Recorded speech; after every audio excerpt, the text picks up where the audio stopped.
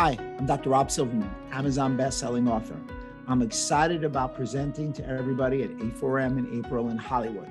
I'm going to be talking about zonulin and food sensitivity's effect on gut health.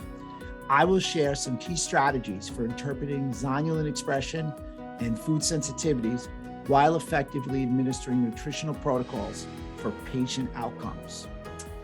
I'm going to share some major objectives about elucidating the value of advanced laboratory blood tests for diagnosing these food sensitivities in zonulin.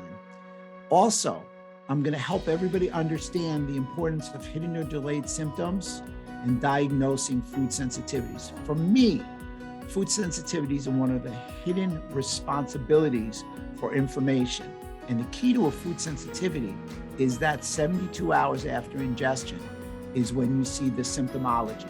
Also, I want to discuss the interconnection between zonulin, increased intestinal permeability, leaky gut, and autoimmunity. And lastly, I want to share how to interpret these specific blood markers so you can apply a nutritional protocol for Monday morning implementation. I hope you can all make my session. I'm looking forward to sharing with you. I'm excited about appearing. My name is Dr. Rob Silverman.